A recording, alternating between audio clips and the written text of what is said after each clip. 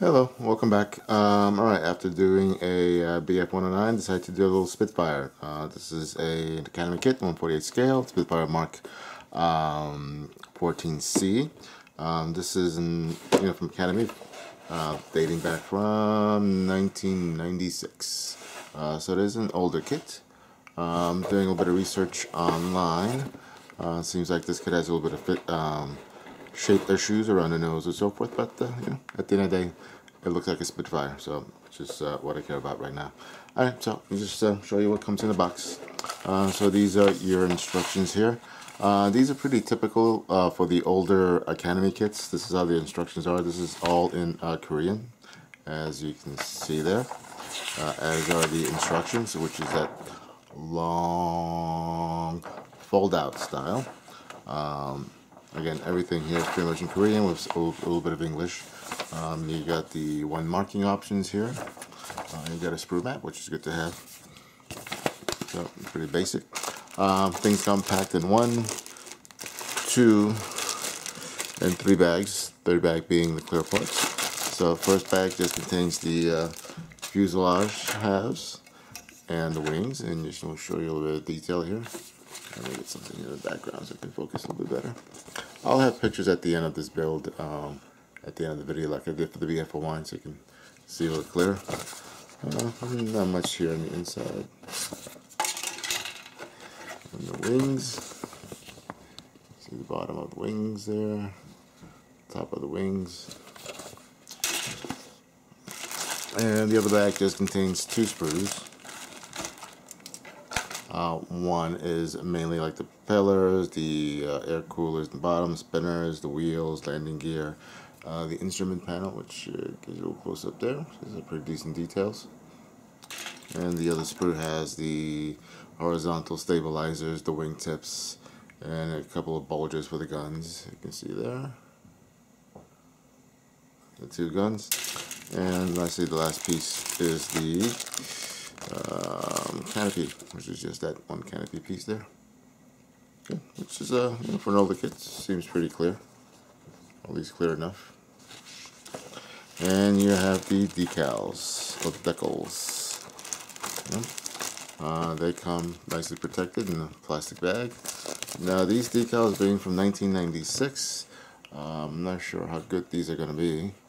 We'll probably try them and see how they go. Yeah, my experience with these older Canopy Decals decals are just not that great. Kind of a hit and miss. The newer ones are better. Alright, so that's what's in the box, so stay tuned for the build. Thank you. Hello. Alright, so here is where we're at. Here's the interior, and I just want to show you this before I button it all up. So basically what I have accomplished is all the steps here. Step 1, a little bit of step 2, and also a little bit of work on the wings. So this is the interior cockpit here. I don't have the exact color for the British RAF interior green, so I kind of made it up, which I know it looks off, but we'll practice painting here and building a Spitfire. I don't know if I mentioned this prior, but this is also the first Spitfire that I've built. So everything, for a 20-something-year-old kit, I mean, it's got decent detail in there. As you see, I did use the decal harness there, mainly just wanted to try out the decals, see how they fit. They went down pretty well, so we'll see how well it goes on the rest of the plane.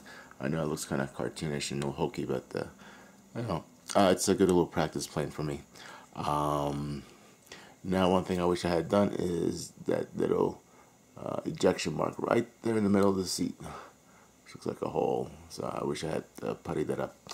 There are injection pinholes here on the fuselage on the inside. You see there's there. But honestly, once you button this up, and just show you, you're just not going to see those at all, as you see. Also, another thing you're not really going to see are those 2 tanks there, those little silver tanks there. Once it's buttoned up, I mean, they're there in the rear, so you're not going to really see them. Barely. Unless you really shine a light in there. Again, this is, so once you close this up, you're just not going to see anything in there. Also, I was test fitting the exhausts here. These are painted up. I just want to make sure that I had enough clearance there to easily attach this part and still have clearance to remove these, so I can attach them later, so I don't have to mask them off. So they just really pop off really easily. So I'll put them in, serve as a guide to glue this on, and then I'll pop them off when I do the painting on this. Also the wings.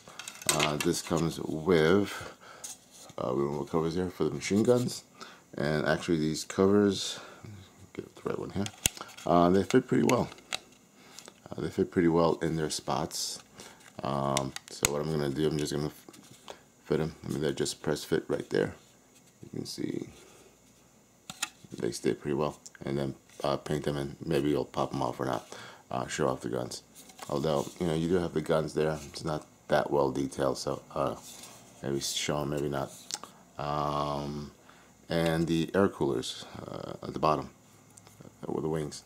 I painted the little metal there, the grates. You can see that, the front and the back. So what I'm going to do is, I did here already, I'm going to mask the metal part. I'm going to attach them to the underwing with white glue and do my priming and base painting on the bottom of the wing, and then remove them and attach them permanently. I'm going to remove them so I can remove the masking and attach them permanently. And that's it so far. Oh, also the metal paint that I'm using here for the exhausts.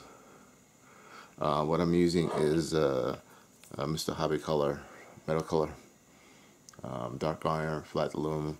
So I'm using these to do my metallizing on this, and also for dry brushing the metal color on the edges and so forth on the pieces that you see here. So far okay. The only part about this is a little fiddly is attaching. Let me show you in the instruction. This part here, once you assemble it, putting in here in between these bulkheads. So that was a little fiddly, but otherwise we're right. Okay. Alright, so I'll be back in a sec with the next part. Thank you. Hello and welcome back. As you see, I've assembled all the main parts of the aircraft, and I'm ready for priming and painting. Just want to point out a couple of things here and explain to you why I did them. First, as far as the fit of the kit, for a 20-something-year-old kit from the 90s from Academy, the fit's pretty well. I had to use no putty in this, either in the seams for the fuselage or for the wing root. Everything was being able taken care of with just plain old sanding. From top, bottom, even the where the wings attach. So that was very good. As far as sanding, I used just different types of things, from little skinny sticks for little smaller areas to just wet and dry paper. And finally, after I did the main sanding, I just used a polishing stick. This is a nail polishing stick. You can find this for like, I don't know, $1 or whatever in most stores. They're cheap. They don't last too long, but they do the job. So basically, I just went from steps 1, 5, 6, and 7 to do the final buffing and polishing of the seam area, and I think I did a pretty good job. That stick did a pretty good job doing that. All this. Some of the other parts you see here are just attached temporarily. Like I mentioned before, these are attached with a little crystal clear. Since I have the metal painted parts inside already masked off, I'll pop them up after the painting and put them back, glue them on permanently. I have the landing gear doors, just some little white tack, poster tack there, holding that in place. I have attached the front and back canopy. I have the middle part of the canopy separate. Now each one of these I did slightly different. The back, which is simple squares, I just used that pink tape that I showed before in the Edward build, the Edward BF-109 build. The front was a combination of small strips of this and some micro mask that you see here for it. So I just cut little small skinny strips along the straight edges, put them on, and then painted on the micro mask. Same thing with that little glass on top there. Then for this one, since it's curved, since this curved glass bubbled, what I used was some of this Tamiya masking tape for curves, and I used that along the edges, and then I filled in the rest with that pink masking tape. So I'll paint that separately. The reason painting this separately is that the fit of this was not quite exact there, so I'm just going to paint them separately on that. Also I have the tail gear doors here, paint those separately, and I have my propellers all painted so I can paint in the the yellow tips. I had previously painted them black with the black primer when I did the inside. Same thing with the nose cone, paint that its color. For primer I'm using the Stynylrez Res black, as you see there. And one other thing, before I do that, apply the primer on it, I'm going to take a paper towel, use some nail polish remover, which is basically acetone, and clean off the model, remove any dust, fingerprints, grease, whatever, before applying the primer on it. Right, so I'll be back after I prime and painted the model. Right, thank you.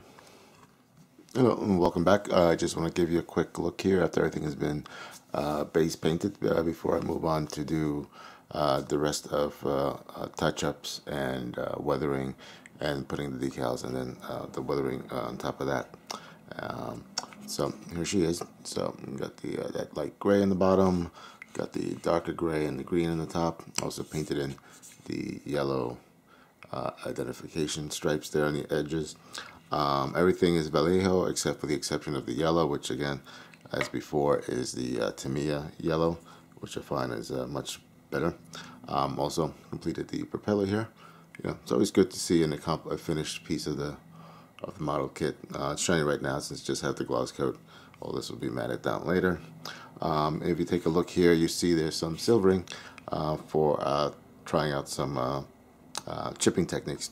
So basically this was primed in Stynylrez Res black. After that I put some Vallejo aluminum Model Air on top of that along the edges and the walkway here. On top of that I use, actually for my chipping solution, I use some hand cream, moisturizing cream. I just took a brush and just dabbed along some pieces, airbrushed the colors, did the masking and so forth.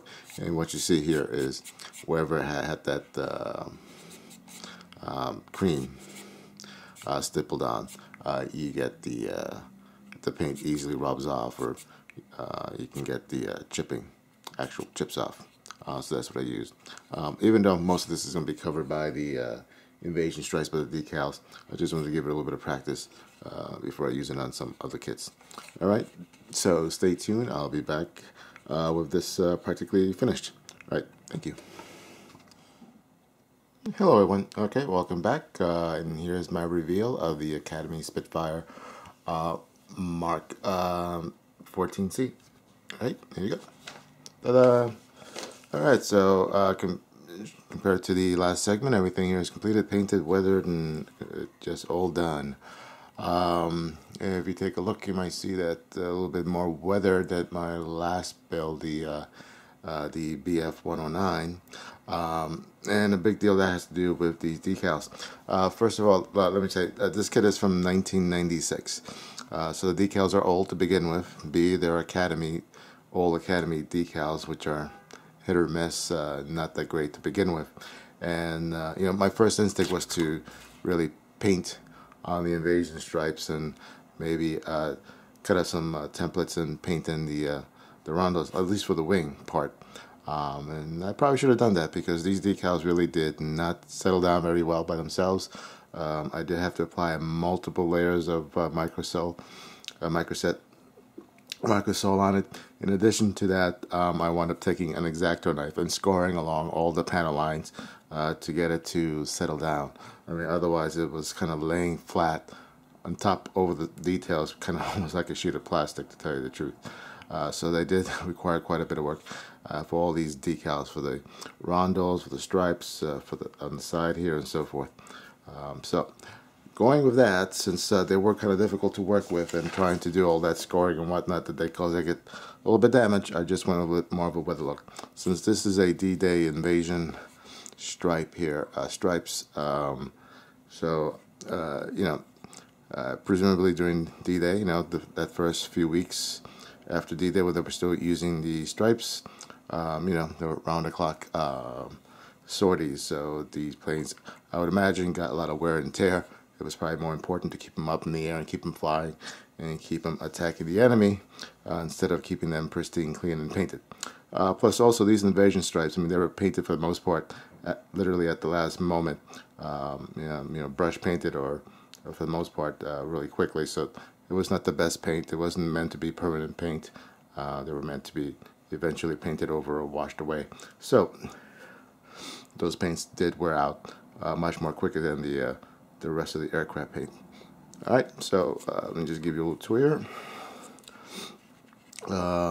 So besides all the dirtiness, you got some stains from oil stains there, oil stain here, if you can tell.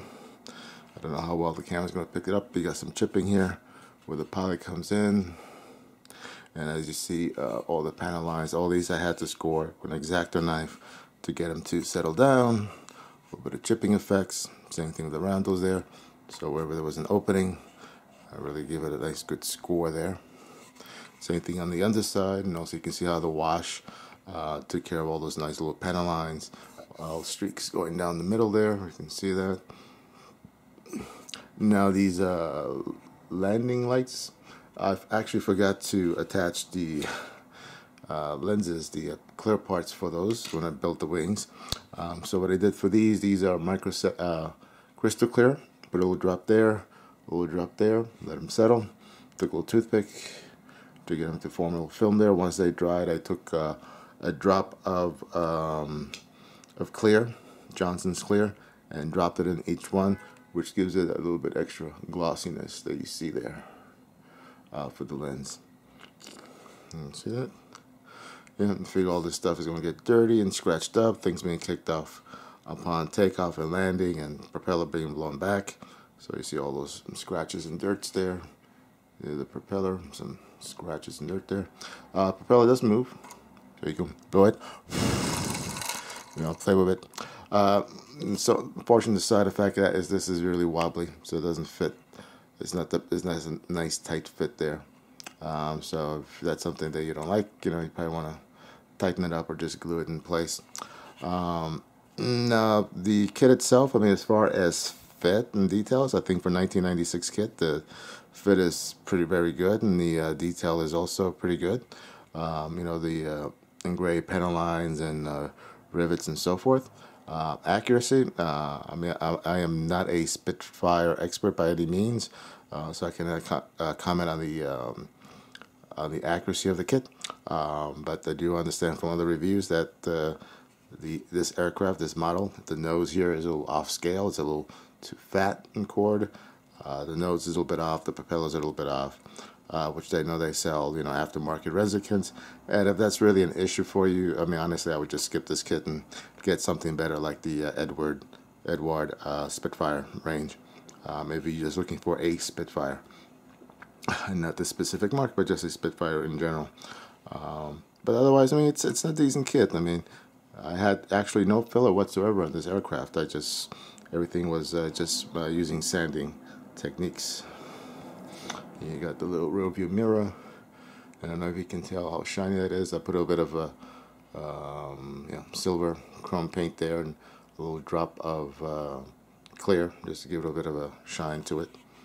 Here you have what I understand the whip antenna, and what this is basically just drill a little micro hole in there, and this is actually from a paintbrush, which I just use an X-Acto knife. I mean, not an X-Acto knife, I use a Sharpie black marker, painted it black, stuck it in there, and just cut it to length. That's it. So, nice and simple and easy. And you go on the other side, show the other profile. I think my gray that I chose here, I think it came out a little bit too dark. Not enough contrast with the green for my taste. So how accurate that is. The exhaust here, there's a little bit of streaking there. I don't know how well that comes up on the camera there. Same thing underneath the gun ports, a little bit of streaking here from the cord height. The guns, the exhaust, this is Mr. Color metal paints, buffable metal paints, dark iron, I believe it is, which I painted on, hand painted, and then just burnished it to give it a bit of that metallic look to it. Okay, so that's the kit. Now, do I recommend this kit? I mean, the kit itself, if you get it cheap, $15 bucks, sure, why not? or less. I mean, it's a decent kit as far as buildability and you know, ease of buildability. Accuracy, again, I know some people complain about the kit and these are fatal flaws, etc., etc. But you know, I am not a Spitfire expert, so I'm not going to comment too much about that. Other than that, if it bothers you, get another kit. But if you get it cheap, I mean, it's a decent enough kit to build. The decals, though, I would skip the decals that comes with the kit. Either source something aftermarket or source something from your spares box for this kit.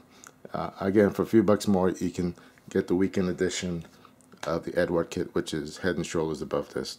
So that I think that's a better use of money. All right, so I'll put some photos at the end of this, and thank you all for watching, and stay tuned for my next build. All right, take care. Bye-bye.